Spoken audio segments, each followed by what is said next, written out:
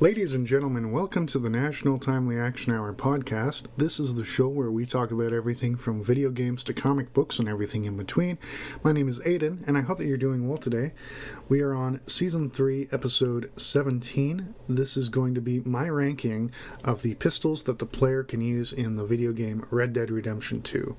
Now, I am going to be using the actual real-world names of these pistols because Rockstar changed the names, I guess, due to copyright.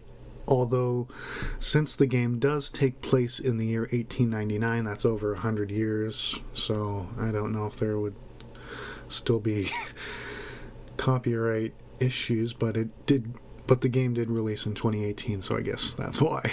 But anyway, let's get started with this. So, ranking the pistols in Red Dead Redemption 2, at number 1, I'm going to put the Colt Single Action Army, which is chambered in .45 caliber.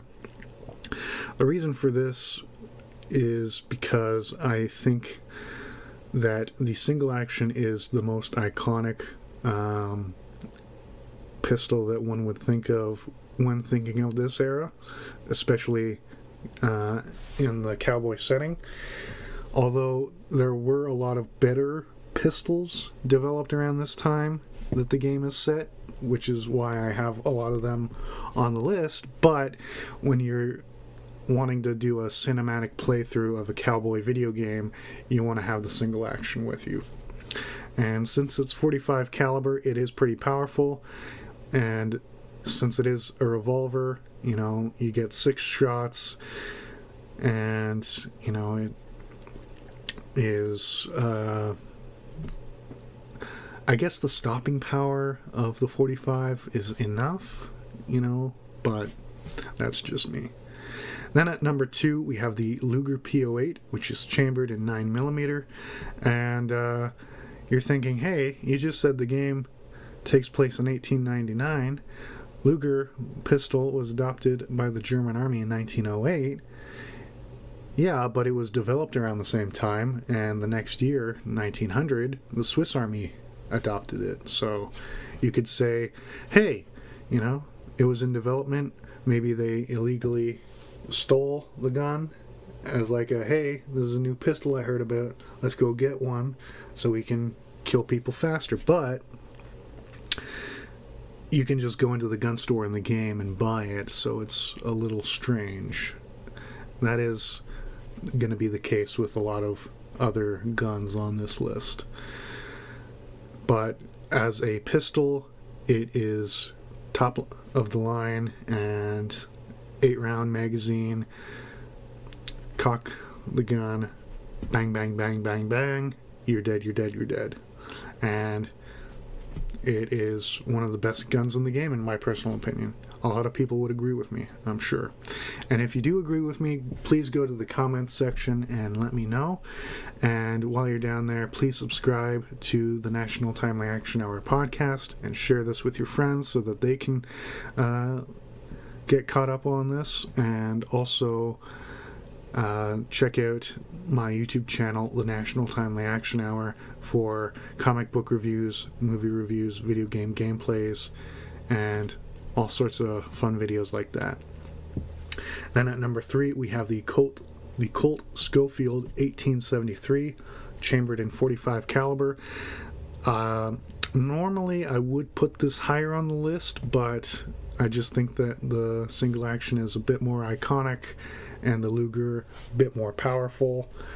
But the Schofield is by far the best gun for a cowboy because it was developed for cavalry engagements, so you can hold on to the reins of your horse and fire and quickly reload. Since it's a top brake reloading mechanism, it takes half the time to load than the single action. Again, 6 bullets, .45 caliber. So it's basically the same gun, it's just faster to reload and easier to use on horseback, which is why it would be technically better. Then for the number 4 slot, we have the Colt Model 1903, chambered in .32 caliber.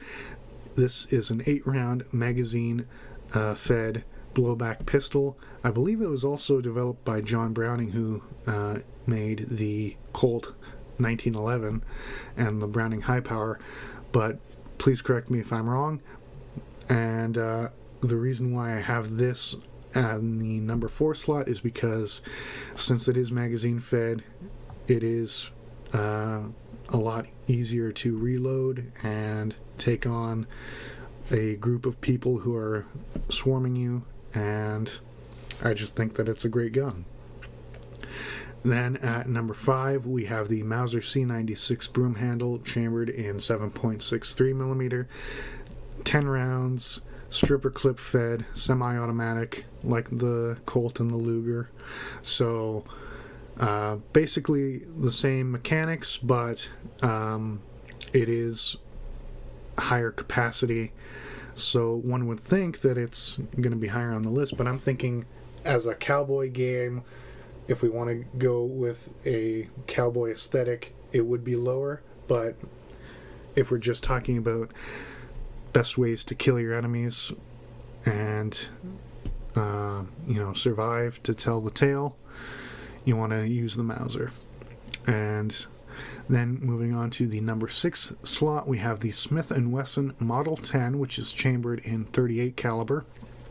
Not as powerful as the previously mentioned guns, but because it is double action, it is way quicker to fire and much easier to reload, and that is why I like the gun. Plus, it looks good. Smith & Wesson really did a good job at designing the gun.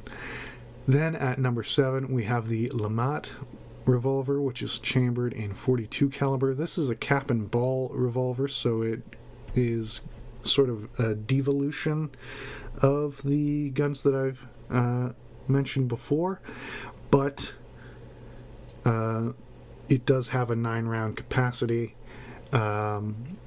It just fires lead balls propelled by gunpowder, and it has a percussion cap which is placed on the nub above the chamber, and that's how you ignite the powder to propel the bullet. And because it is lower tech, that's why it's lower on the list, but the 9-round capacity is a boon to it. Plus, you can also fire shotgun shells from it, so that's also a boon. But since the Confederate Army used it and they lost, that's why it's at the bottom.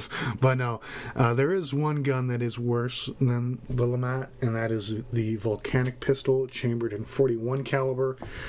And the reason why I have it so low on the list at the bottom of the barrel, all puns intended, is because since it is lever action, it is interesting, but compared to the aforementioned guns, it is a bitch to get ready to fire. And although since it does have a .41 caliber round, it does some damage. The other ones have .42 caliber or .45 caliber, and some of the other ones are not as wide as this one, but I just think that they're better. And this is my opinion piece. This is my podcast. Fight me, but please don't. Please subscribe. I love you guys. I need you. And so that is all I have for you today on the National Timely Action Hour podcast. And once again, my name is Aiden, and I sincerely hope that you have a wonderful day. Thank you so much. Goodbye.